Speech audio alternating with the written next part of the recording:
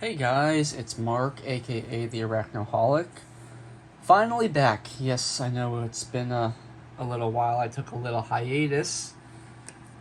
Actually, it's just been really crazy. I just got back from vacation, so things have been a little hectic on my end, but figured I would give you guys a little treat that was much owed.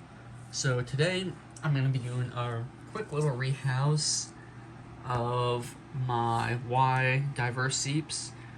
This was formerly known as Avicularia diverse seeps. The common name for this spider is the Amazon Sapphire pink toe tarantula. Excuse me. So this spiderling is about almost an inch, I want to say at this point. I was going to say 3/4, but looking at her now, I'm not sure if you guys would be able to get a good look at her because she's kind of hidden right now. Yeah, you can't really see much aside from her legs. She's probably closer to an inch in size.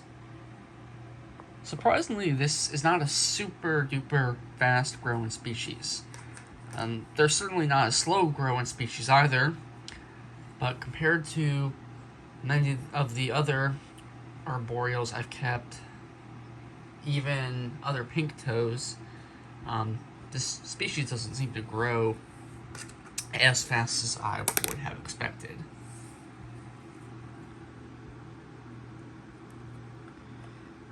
So this is her old home, as you can see by all the webbing. After she molted this past week, she, for whatever reason, decided to tear down her old hammock web that she had there, which it is not uncommon for a lot of your heavy webbing arboreal tarantulas to do that. A lot of my pink toes have done that, I notice, especially when they're whoops.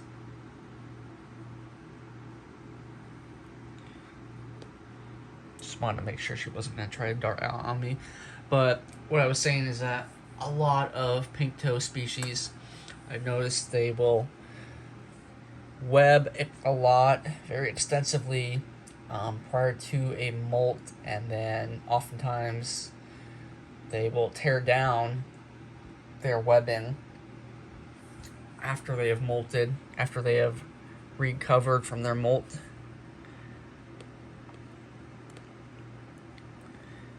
Anyway, I'm going to go ahead and upgrade her to a slightly larger enclosure. So this is about a 16-ounce deli cup. So I filled it about 1/4 of the way with substrate. She's a strict arboreal, as are all pink toes. So you really don't need to give them too much substrate, as they're going to spend little to no time on the ground. You do, however, want to provide plenty of cross ventilation. As you can see, I punched air holes all around the sides of her container here, as well as a few on the lid. However, you definitely want to have most of them on the side of the enclosure, as good cross ventilation is key to keeping pink toe tarantulas alive in captivity. She's got her little bottle cap here, which will serve as her water dish. I've given her some plastic vines to climb on, as well as to provide anchor points for webbing, and likewise with her little cork bark slab here.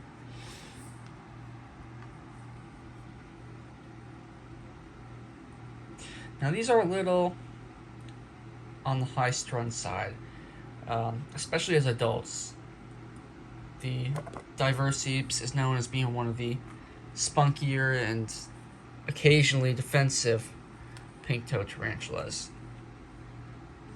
This girl is not quite at that stage where she's showing her defensive temperament yet, but she is still quite skittish, and they are rather fast moving. Not anything like your baboon tarantulas or Poecilotherias or even your Psalmopius tarantulas. They're not quite as fast as those, but they're a good deal quicker than your average pink toe. I think what I'm going to do is I'm just going to pull this back. You can see her old exoskeleton. Actually, you can see a couple of old exoskeletons from her previous molts. Look at that.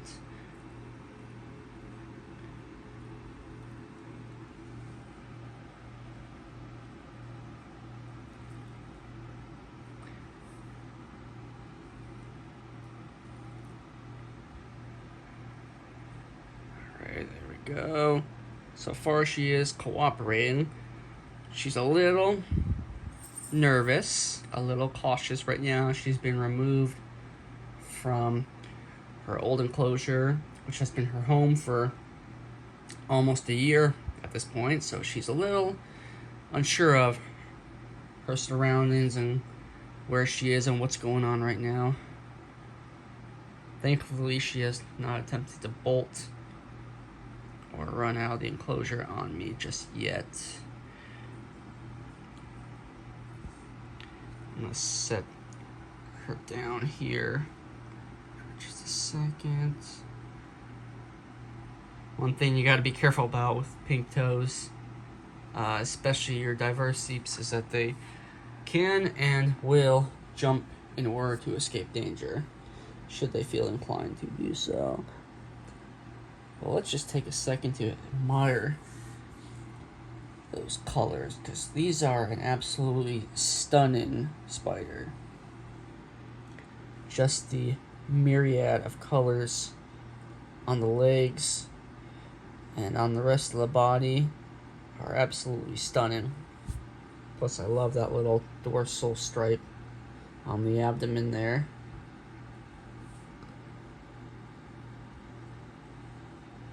Just gonna gently coax her.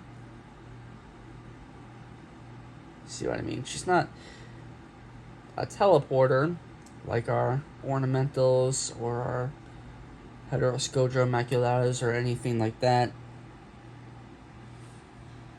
but she is a bit on the quick side.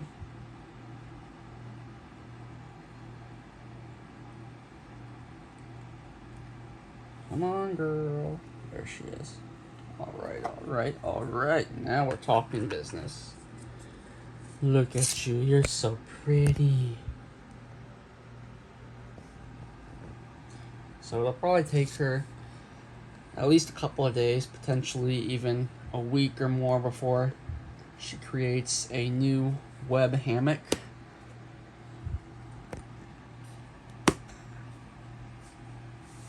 And the good thing about this enclosure is it's just the perfect size to where I can keep her in here for at least another couple of molts before she gets moved into her permanent adult enclosure.